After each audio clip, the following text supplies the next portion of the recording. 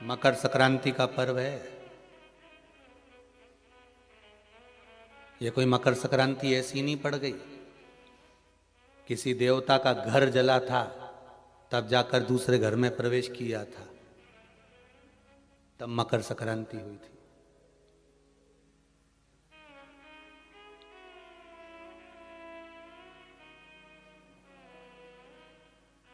एक बहू ने अपने ससुर का आदर नहीं करा था, तो पिता ने बेटे के घर में आग लगा दी थी केवल क्रोध में। तब जाकर ये मकर संक्रांति पड़ी थी। कोई ऐसे ही पड़ गई मकर संक्रांति?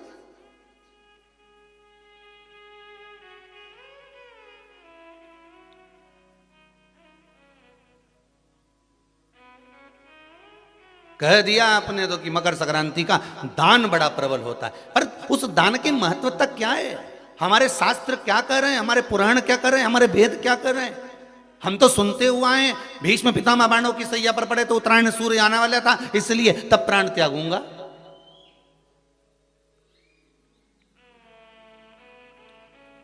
मकर राशि में सूर्य प्रवेश करेगा तब मैं आनंद पाऊंगा, तब मैं दान करूंगा, पुण्य। तो आखिर दान की महत्वता इतनी प्रबल कैसे हो गई? वो तिल की महत्वता इतनी प्रबल कैसे हो गई? वो गुड़ की महत्वता इतनी प्रबल कैसे हो गई? कहीं हमारे यहाँ एक भी मैसेज में ये नहीं लिखा हुआ आया होगा कि शक्कर तिल्ली का दान करो, गुड़ तिल्ली का दान करो।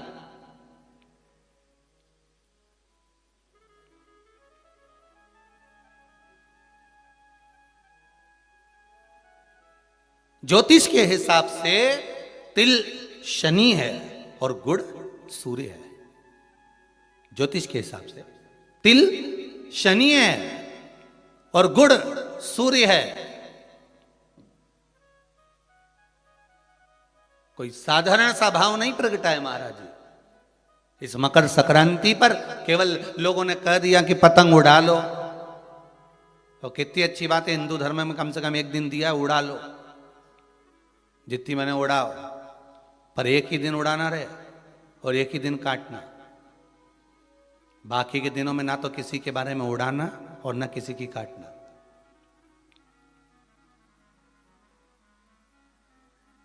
मकर संक्रांति का पर्व देखना है तो पुराना उठाकर देखिएगा कि हमारे यहां मकर संक्रांति का भाव क्या व्यक्त करता था, क्या कहता था। ना तो किसी के बारे में उड़ाओ और ना काटो। किसी की बहन बेटी जा रही है उसकी उड़ा दी, कोई का लड़का है तो उसकी उड़ा दी, कोई की सास है तो उसकी, कोई का ससुरा है तो उसकी, कोई गुरु है तो उसकी, कोई ब्राह्मण है तो उसकी, कोई बड़े से बड़ा मठाधीश पीठाधीश संत महात्मा जोगी सन्यासी तपस्वी जिसको तुम जानते तक नहीं, किसी की बहू बेटी को तुम पहचानते तक नहीं, किसी व्यक्ति को तुम पहचानते तक नहीं, एक बार नहीं मिले, बस एक व्यक्ति ने उड़ाई तो इन्हें भी ढील दे के उड़ाई। अब वो एक ने उड़ाई तो तुमने भी उड़ा दिया। अरे हमारे यहाँ तो हिंदू धर्म में एक दिन दिया है मकर संक्रांति का दिन कि खूब छत पर जा उड़ा ले जितनी उड़ाना है, पर किसी की गलत शब्द से मत उड़ाना, किसी के लिए आड़ा टेढ़ा मत बोलना, किसी के लिए ऐसा मत बोल जाना क्योंकि तुम उसको पहचानते ही नहीं हो, बस उसने उड़ाई तुम उसके साथ मिल गए। दे ढील, चरखिल तो तुम ही पकड़े थे। उड़ाए जा उड़ाए जा उड़ाए जा।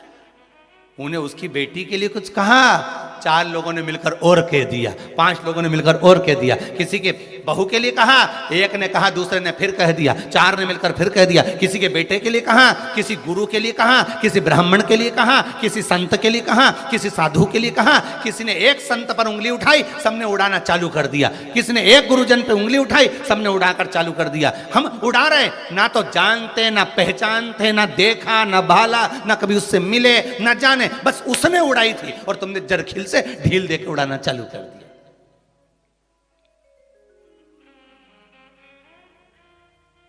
अरे कितना हमारी भारत की भूमि को पहचानो तो रे भाई। ये वो भारत की भूमि है जहां मोहल्ले में एक दुकान लगी हुई है और एक दुकान की अगर बोनी नहीं होती थी तो दूसरी दुकान वाला अन्न नहीं खाता था। वो नियम अभी भी खत्म नहीं हुआ, अब मरे तक रह गया कि मोहल्ले में कोई मर जाता है तो मोहल्ले के लोग अन्न नहीं बनाते, खाते नहीं जब तक कि वो अर्थी नहीं उठ जाती। पर आज के समय में तो वो भी गया, ये तो अंदर जाके समोसा निपटा लेता है। तो कहाँ, आज के समय में कौन रुकता है? मोहल्ले में मरा, पर पहले नियम था कि एक मोहल्ले में जितनी दुकान होती थी उस दुकान के बाहर एक कुर्सी रखी होती थी। प्रत्येक दुकान के बाहर एक कुर्सी रखी होती थी। ग्राहक आता था, कुर्सी पर बैठता था, कुर्सी पर बैठता, सामान खरीदता, सामान खरीदा जिसकी दुकान से कुर्सी, उस दुकान को जब बाहर रखी थी वो कुर्सी फिर अंदर रख लेता था। अब जिसकी दुकान में कुर्सी अंदर चली जाती थी, उस दुकान पर अगर कोई सामान खरीदने आता था तो जो दुकान का मालिक है वो कहता था भैया ये सामान मेरे पास में नहीं है, सामने वाली दुकान पर है, वहां चले जाओ। सामान इसके पास रहता था पर नहीं देता था, क्योंकि इसको मालूम है कि मेरी बोनी हो गई है पर सामने वाले की बोनी नहीं हुई है, इसलिए वो कहता था सामने वाली दुकान पे मिल जाएगा, मेरे यहाँ नहीं है। जब वो सामने वाली दुकान पर जाता था, कुर्सी पर बैठता था, सामने वाला उस कुर्सी को उठाकर अंदर रख लेता था। फिर कोई उसकी दुकान पर जाता था, भैया ये सामान है क्या? तो क्या हमारे पास नहीं मिलेगा, वो तीसरी दुकान पर मिलेगा, उसकी यहाँ भेज देते थे कि वहां चले जा, वहां कुर्सी पर। क्यों? क्योंकि अगर हमारे लाइन में, हमारी पट्टी में, हमारे मोहल्ले में अगर किसी एक दुकानदार का अगर बोनी नहीं हुई, बिक्री नहीं हुई, तो फिर हमारा भोजन करना व्यर्थ है। ये हमारा हिंदू धर्म था, ये मेरी भारत भूमि का गौरव था। और एक आज का जमाना, जो मिल जाए जितना मिल जाए निपटा लो, फिर मौका मिले कि नहीं मिले। आज के जमाने में बस निपटाओ, अपन तो काटो, दे के काटो।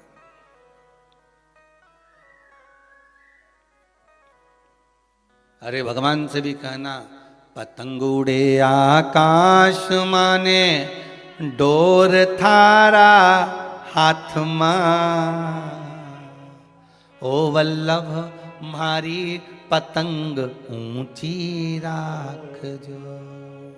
श्री जी बाबा मारी पतंग ऊंची राख जो, गोवर्धन बाबा मारी पतंग ऊंची राख, ओ भोले बाबा मारी पतंग ऊंची राख जो। भगवान से प्रार्थना करना, और दिया एक दिन भगवान ने, उड़ा लो जितनी उड़ाना है।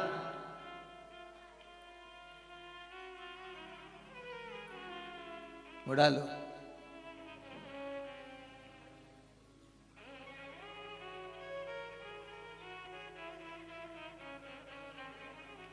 महाराज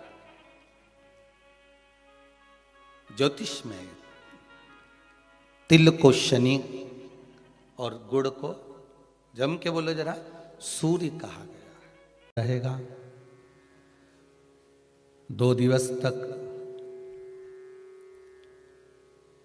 संपूर्ण भारत की भूमि पर, संपूर्ण विश्व में मकर संक्रांति महोत्सव मनाया जाएगा। अपने अपने घरों में रहकर लोग इस पावन उत्सव को खिचड़ी, लड्डू, तिल का, गुड़ और कुछ दान, और उसमें भी सबसे मूल दान है भगवान की भक्ति का दान, अर्थात भगवान के भजन का दान, स्मरण का दान। आप दान करो, मना नहीं है, परंतु ये प्लास्टिक की चाय की चलनी और आटा छानने की चलनी और प्लास्टिक के बर्तन और ये सब चीज़ें दान करना करो, आपका मन हो तो, हमारे की तरफ से कोई मना नहीं हो। पर सबसे बड़ा दान है भगवान के भक्ति का, भजन का दान, भगवान का भजन का दान। राम नाम, कृष्ण नाम, शिव नाम।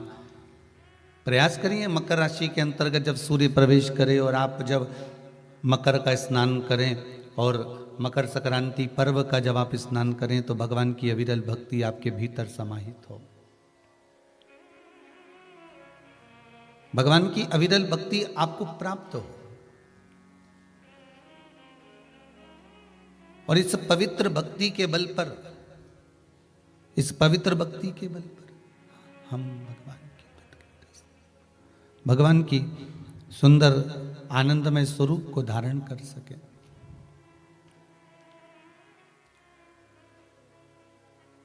महाराज आज सुंदर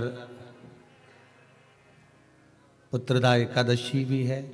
आप सभी को बाबा देव अधिदेव महादेव की इस सुंदर आनंदमय पुत्रदा एकादशी के लिए भी बहुत बहुत साधुवाद, बधाइयाँ। अपने जीवन को सार्थक बनाने का प्रयास करिए, भगवान की भक्ति में डूबने का प्रयास करिए और जितना बन सके उतना भगवान की भक्ति में डूबने का प्रयास करिए। मंगल परिवार, गुप्ता परिवार, ऑस्ट्रेलिया का शर्मा परिवार, अगर ये पावन मानसरोवर शिव महापुराण की कथा को करवा रहा है तो आपके भीतर ये भाव प्रकट होना चाहिए कि आप इस पावन कथा को सुनने के बाद आपके भीतर ये भाव प्रकट हो कि हम भगवान शंकर के कृपा पात्र होकर भगवान शिव की गंगा स्नान, यमुना स्नान, कुंड का स्नान, सरयू का स्नान, मानसरोवर का स्नान हम अपने भाव से कर रहे हैं, हम अपने दिल से कर रहे हैं। आवाज पकड़ रहा है, अपने मन से कर रहे हैं।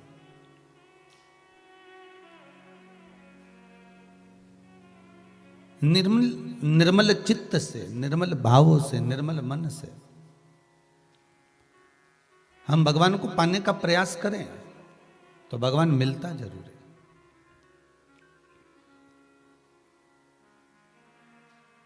आज आपको अगर ऐसा महसूस होता है कि किसी ने आपकी दुकान पर बंधन कर दिया, आपका व्यापार बांध दिया, 4 दिन दुकान अच्छी चल रही है और 4 दिन बंद हो रही है, तो महाराज सूर्य का उत्तरायण जो प्रवेश है मकर के अंतर्गत, वो दोपहर में लगभग 2:30 बजे के करीब में आए, 2:30 से 3 के करीब में आया। तो निवेदन करूंगा मैं आपको ऐसा लगता है कि आपका व्यापार 4 दिन अच्छा चल रहा है, फिर गिर रहा है, फिर चल रहा है, फिर नीचे आ रहा है, तो जब मकर राशि के भीतर सूर्य प्रवेश करेगा 2:30 के लगभग में आएगा, शायद दोपहर में 2:30-3 बजे के करीब में प्रवेश करेगा, तो आपको ऐसा लगे या किसी की तबियत थोड़े दिन अच्छी हो रही है, फिर गिर रहा है, फिर अच्छी हो रही है, फिर बेकार हो रही है, फिर अच्छी हो रही है, फिर बेकार हो रही, दवाई खा रहे हो नहीं लग रही, तो आप जब मकर राशि में सूर्य प्रवेश करे, कल मकर संक्रांति के दिन उत्तरायण जब सूर्य के भाव प्रवेश करे महाराज, दोपहर में 2:30-3 बजे के करीब में प्रवेश कर जाएगा, इतनी बजे, तो प्रयास करना थोड़ी सी काली तिल्ली लेना महाराज जी, उसमें एक बमूल का कांटा लेना, काली तिल, बमूल का कांटा और किसी भी वृक्ष की 5 पत्तियां लेना महाराज, उसको लेकर अपने दुकान में, व्यापार में, या जिसको औषधि ना लग रही हो, जिसका स्वास्थ्य गड़बड़ हो रहा हमारा, उसका स्पर्श कराकर या 21 बार उस पर से उतार कर, और उतारना क्या नाम लेकर है? अवधूतेश्वर महादेव। कौन सा महादेव है? जम के बोलो जरा, अवधूतेश्वर महादेव। शिव जी का एक अवतार हुआ था, अवधूत रूप शंकर का। शंकर भगवान के उस क्रोध को, भगवान शिव के उस क्रोध को ब्रह्मा जी ने घोड़े का रूप दे दिया था और घोड़े को समुद्र में डाल दिया था। उस घोड़े से जलंधर हुआ था, फिर जलंधर का विवाह वृंदा से हुआ था। अर्थात शास्त्र कहता है कि अवधूतेश्वर महादेव का जो रूप है वो रोग का निवारण करने के लिए, व्यापार की वृद्धि को आगे बढ़ाने के लिए। आप लोगों ने कहीं कहीं देखा होगा, किसी किसी के ऑफिस में देखा होगा कि वास्तु शास्त्री कहते हैं कि दौड़ते हुए घोड़े का फोटो लगा। सुना है कि नहीं सुना? अरे बोलो तो, सुना है कि नहीं सुना? किसी वास्तु वाले के पास जाओगे ना तो वो कहेगा तुम्हारा ऑफिस अच्छा नहीं चल रहा ना, तो दौड़ते हुए घोड़े का फोटो लगा। जो घोड़े 4-5 घोड़े दौड़ रहे हैं उनका फोटो लगा।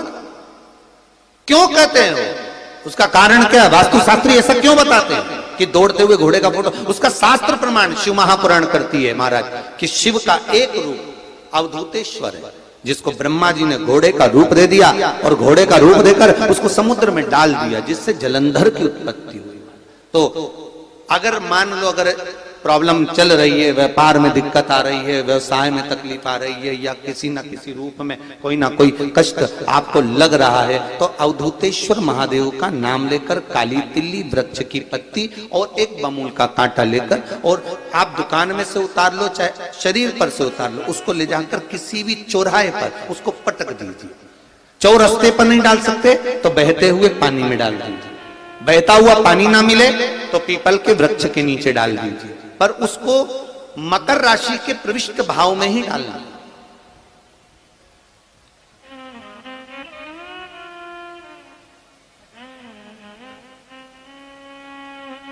प्रविष्ट भाव।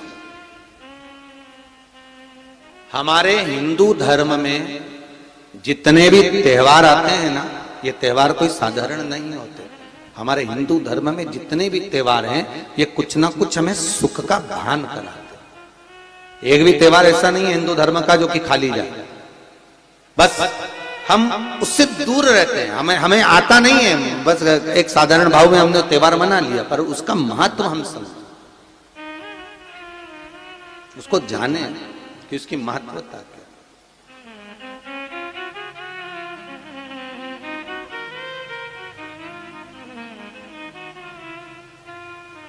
बस हृदय चित्त हो।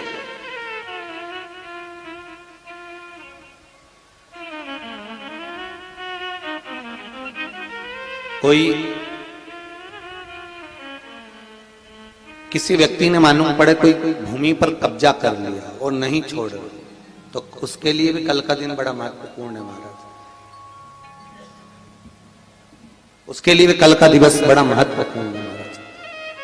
मान लो अगर कोई कब्जा कर लिया हो और वो प्लाट या कोई दुकान, कोई व्यापार की स्थान नहीं छोड़ रहा, तो उसके लिए भी कल का दिन शास्त्र कहता है महाराज जी, शमी पत्र की 5 पत्तियां।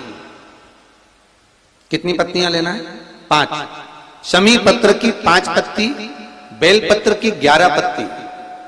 मकर राशि में प्रवेश करते समय सूर्य का स्मरण करते हुए सूर्य पे से 7 बार घुमाकर भगवान शिव का नाम मंत्र लेते हुए, जो शिव महापुराण का मूल मंत्र है, श्री, बोलिए जम के, श्री शिवाय नमस्तुभ्यम।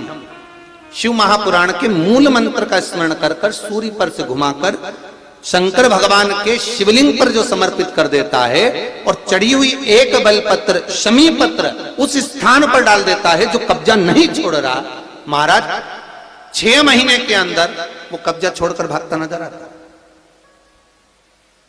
कर्जा अगर थोड़ा भी है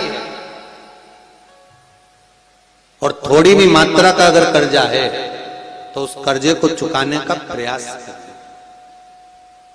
और अगर नहीं चूक रहा तो कल सूर्य जब मकर में उत्तरायण भाव में प्रवेश कर रहा है, तो 1 लोटा पानी कलश महाराज उसमें जल भर लीजिए और जल भरकर उसमें 7 दाने चने की दाल के डाल लीजिए। 7 दाने चने की दाल के डालकर उसमें थोड़ा सा कुंकू, रौली थोड़ी सी इसमें डाल लीजिए। 3 शमी पत्र, 1 बेल पत्र उस जल के अंदर डाल लीजिए महाराज, और डालकर सूर्य नारायण भगवान को दर्शन करते समय, जल छोड़ते समय उत्तर की ओर, आपके घर से जब उत्तर का जो भाग हो उस ओर जल का भाग थोड़ा सा छोड़े। आखिरी का बचा हुआ जो जल और बेलपत्र और शमी पत्र है एक साथ जब पूणे, तो जितना अपने मन में भाव हो कि हमारा इतना कर्जा है बाबा, वो चूक जाए, या कोई पैसे नहीं दे रहा है उसका भी स्मरण कर सकते हैं कि हमारा इतना रुपया लेना है, और वो जल शमी पत्र बेलपत्र उसी समय पर नीचे डाल देना, उसका छींटा थोड़ा सा अपने ऊपर लेकर प्रवेश कर दे महाराज। ज्यादा से ज्यादा 5 महीने 6 महीने कहीं ना कहीं बाबा ऐसी कृपा कर देता है, कोई सहयोग, कोई धन, कोई संपदा, कोई व्यापार ऐसा बना देता है कि पैसा हाथ में आता है और कर्जा चूक जाता है। ये बाबा ही। और एक बात का याद रखना, हमें किसी से लेकर नहीं देना है कर्जा, भगवान से ये निवेदन करना है हमको कि बाबा हमको ऐसा व्यापार दे, ऐसा धन हमारा खुद का दे, जिससे हम अपने पैसे से कर्जा चुका। मालूम पड़े कर्ज मुक्ति के लिए कल आप लोग अर्घ अवश्य दें, सूर्य का स्मरण करें, सूर्य देवता का, और अर्घ प्रदान करें। निवेदन एक और है, जिनके शरीर धूजता अर्थात हाथ पैर में कंपन उत्पन्न होता हो, या हाथ पैर में कहीं कंपन का भाव लगता हो, ऐसा महसूस होता हो कि हाथ पैर धूजते हो, तो कल सूर्य को जब अर्घ दें तो उसमें काली मिर्ची पीस कर डालकर फिर सूर्य को अर्घ दें। मान अर्घ देने के बाद में जो जल आप जमीन पर छोड़ेंगे उसका भाग थोड़ा सा अपने शरीर पर लगा लेंगे जहां जहां पर कंपन उत्पन्न होता। या कोई डॉक्टर आपको बोल रहा है कि बाईपास करवाना पड़ेगा या कोई नस चोक हो गई हो तो उस स्थान पर भी आप उस जगह पर भी उस जल को अवश्य लगाएं, काली मिर्ची का पीसा। कल मकर संक्रांति है, भगवान शिव के पूजन का भी दिन है। खूब प्रेम से आप खिचड़ी का दान दो, लड्डू का दान दो, अन्न दान दो, पर दान पुण्य संकीर्तन स्मरण करते रहो। और कम से कम 14 लोगों से हर हर महादेव तो कह लो, नमः शिवाय तो बोल लो, राम राम तो बोल लो, कृष्ण नाम तो बोल लो, जितना बन सके भजन। कितनी प्रतीक्षा करते करते करते करते करते करते भीष्म पितामह उत्तरायण का इंतजार करते रहे, कितनी प्रतीक्षा करते करते। जिसका परिवार टूट रहा हो, भाई भाई में झगड़ा हो रहा हो, आपस में प्रेम खत्म हो रहा हो, जहां पर देवरानी जेठानी आपस में झगड़ रही हो, भाई भाई झगड़ रहा हो, प्रॉपर्टी के लिए, धन के लिए, दौलत के लिए, संपदा के लिए, कोई किसी का मुंह फूला, कोई किसी की मुख फूला हुआ है। निवेदन है कल मकर संक्रांति के अवसर पर 1 लोटे पानी में काली तिल डालकर और उसमें हल्दी मिलाकर शंकर भगवान को समर्पित करना। और किसका नाम लेकर? जिनसे विवाद हो रहा है, जिनको आप अपना बनाना चाहते हैं, जिनसे प्रेम बढ़े, आपस में स्नेह बढ़े, घर नहीं टूटे। मेरा तो निवेदन है, सास बहू के लिए चढ़ा दे, बहू सास के लिए चढ़ा दे, प्रेम बना रहा है, टूटे नहीं, स्नेह बढ़े।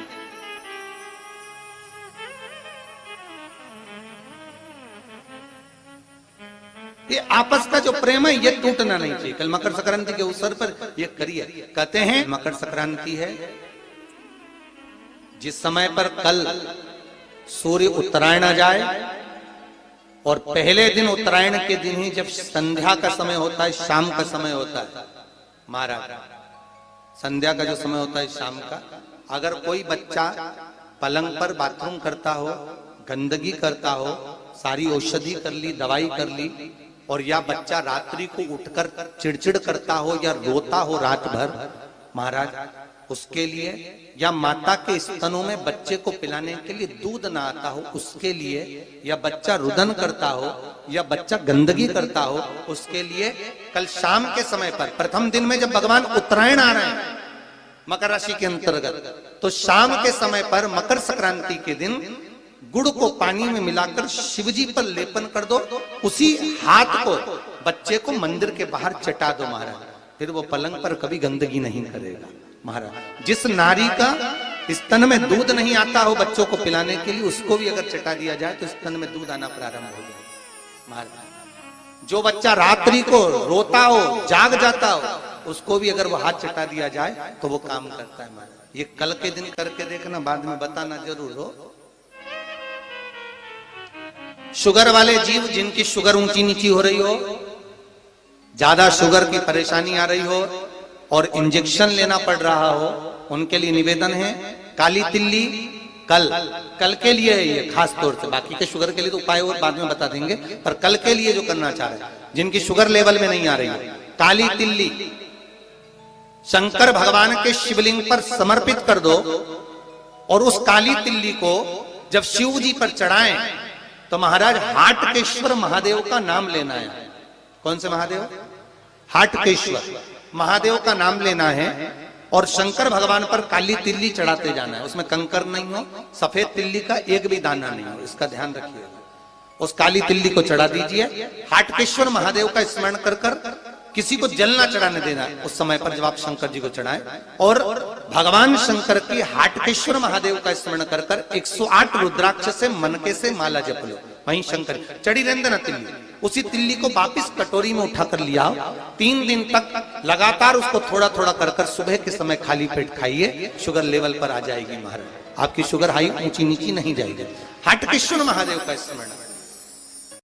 कई लोग कहते हैं शिव जी की पूजन में गंगा का जल होना जरूरी है।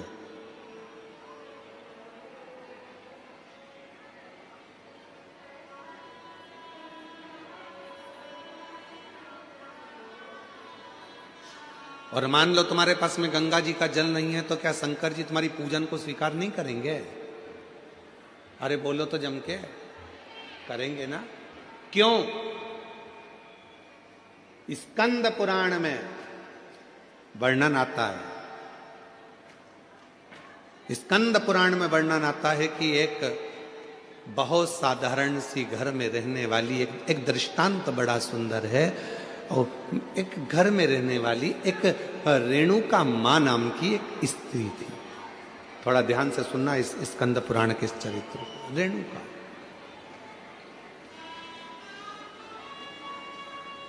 वो रेणुका मां के पास में कुछ भी नहीं था। उसकी एक बेटी थी सुकन्या कर। रेणुका मां की एक बेटी थी सुकन्या, बड़ी सुंदर थी। और रेणुका मां भी शंकर भगवान की पूजन करती थी और सुकन्या भी शिव जी की पूजन करती थी। सरल विधि से पूजन करते थे। मंदिर जाते थे तो जाते जाते कोई वृक्ष की पत्तियां मिल जाती थी, वो शिव जी को चढ़ा देते थे।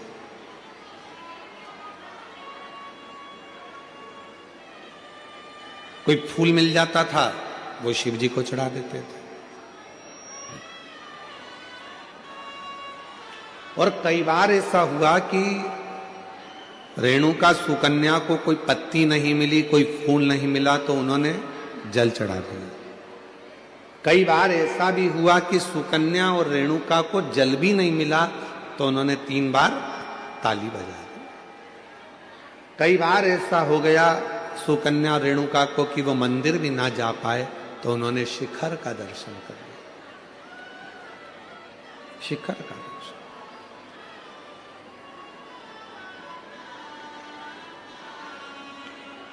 एक दिन रेणुका और सुकन्या दोनों बैठी हुई थी, और रेणुका सुकन्या बैठी हुई थी, और वहीं से एक संत का निकलना हुआ। बड़े विरक्त संत थे, शंकर जी के परम भक्त थे वो भी। स्कंद पुराण का ये बहुत सुंदर दृष्टांत है, अपनी जिंदगी में उतारिएगा। रेणुका सुकन्या बैठी है और वहीं से संत का निकलना हो रहा। विरक्त थे, शिव के परम उपासक थे। उनके मुख से नित्य प्रति ओम नमः शिवाय, ओम नमः शिवाय, ओम नमः शिवाय, ओम नमः शिवाय जपा करते।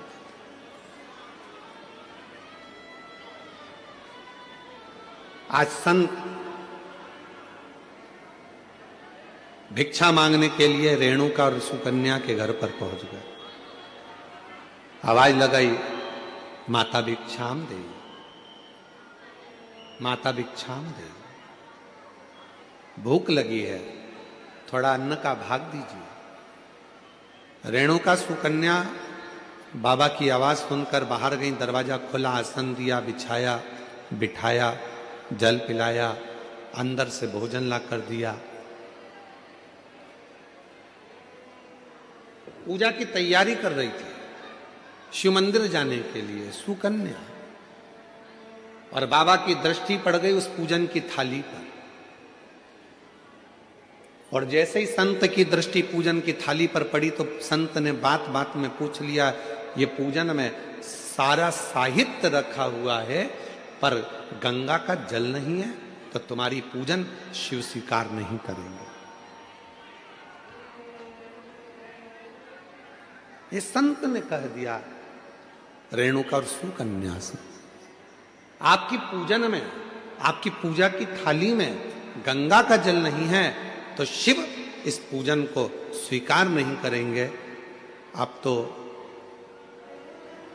संत कहकर चले गए। सुकन्या की बुद्धि में वो बात बैठ गई, और सुकन्या मां के चरणों में प्रणाम कर कर बोली कि मुझे गंगा का जल चाहिए, मुझे गंगा का जल चाहिए। बाबा कहकर गए हैं, संत कहकर गए हैं कि जब तक गंगा का जल पूजन की थाली में नहीं होगा, तब तक शिव प्रसन्न नहीं होंगे, शिव इस पूजन को स्वीकार नहीं करेंगे।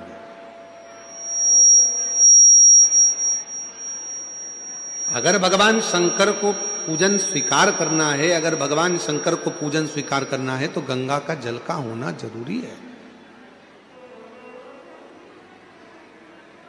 स्कंद पुराण कह रही है कि सुकन्या और रेणुका दोनों आंखों में जल भर ली। कहा एक काम करो सुकन्या, तुम गंगोत्री चली जाओ और गंगा जी के उद्गम से गंगा जी का जल लेकर आ जाओ। जाओ। सुकन्या हाथ जोड़कर बोली, मां मैं अकेली कन्या, मैं अकेली स्त्री गंगा का जल लेने के लिए कैसे जाऊंगी?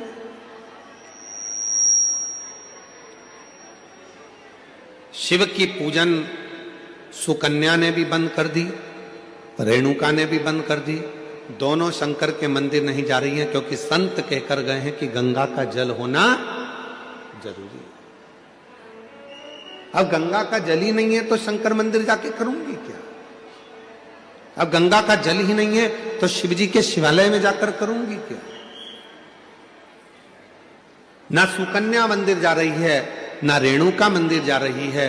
तभी मेरे ओघड़ दानी ने ध्यान दिया और आज भगवान शंकर का चेहरा कुछ उतरा हुआ था तो नंदी ने पूछ लिया, प्रभु क्या बात है, आज आपका मुख उतरा हुआ है,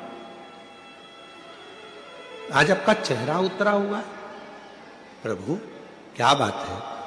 भगवान देवादिदेव महादेव ने कहा, नंदी एक रेणुका और एक सुकन्या एक गांव में निवास करती हैं, उनके पास में जो होता है वो मेरा श्रृंगार करती हैं, पूजन करती हैं। एक संत भिक्षा मांगने के लिए आए थे और वो उनको ज्ञान देकर चले गए, उनको बताकर चले गए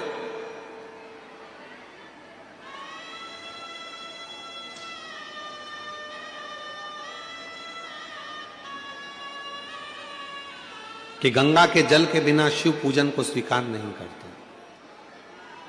ना मां मंदिर जा रही है, ना बेटी मंदिर जा रही है, दोनों विचार में लगे हैं कि गंगा का जल कहां से लेकर आए, गंगा का जल कैसे लेकर आए, दोनों विचार। और उन दोनों के जल के बिना मैं फीका हूं। तभी भगवान शिव के पास से नंदी दौड़ कर गए, आप चिंता मत करो, आपका चेहरा उतरा हुआ देखकर, मुख उतरा हुआ देखकर मुझे अच्छा नहीं लग रहा। दौड़ कर गए नंदी और नंदी ने जाकर एक साधु का रूप रखकर पहले तो संत को समझाया कि गंगा का जल की मूलता नहीं, मूलता है शिव भक्ति की। जाओ जाकर सूचित करो।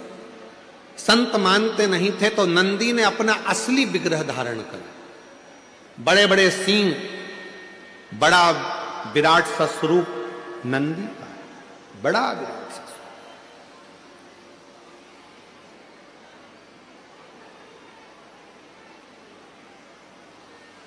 और इतना विराट स्वरूप नंदी का था, इतना विराट स्वरूप नंदी का था, नंदी जैसे ही सामने जाकर उस संत के खड़े हुए और अपनी पूंछ का एक बाल संत के ऊपर जो घुमाया, इतने में संत जमीन पर पड़ गए, हाथ जोड़कर बोले, मुझसे क्या गलती हो गई?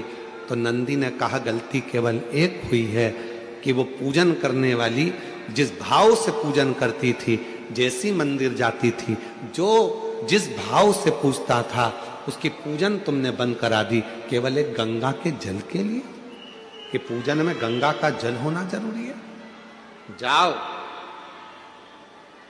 नंदी ने कहा, संत ए साधु, जाकर वो रेणुका और सुकन्या से जाकर कहो कि जब शंकर भगवान के ऊपर एक लोटा जल चढ़ता है, जब शिव जी के ऊपर पानी की एक बूंद गिरती है, जब शंकर भगवान के ऊपर अगर कोई साधारण जल भी चढ़ता है तो वो शंकर के ऊपर चढ़ा, और जैसे उनके शिवलिंग पर चढ़ा, जटा से लगा, तो वो अपने आप गंगा जल बन जाता है, अलग से गंगा जल की जरूरत नहीं पड़ती।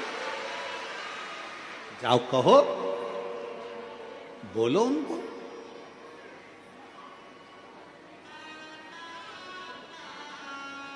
कहाँ से लाऊं गंगा, कहाँ से लाऊं यमुना, कहाँ से से लाऊं गंगा, कहाँ से लाऊं यमुना, कहाँ से लाऊं सरयू आपार पड़ी रे,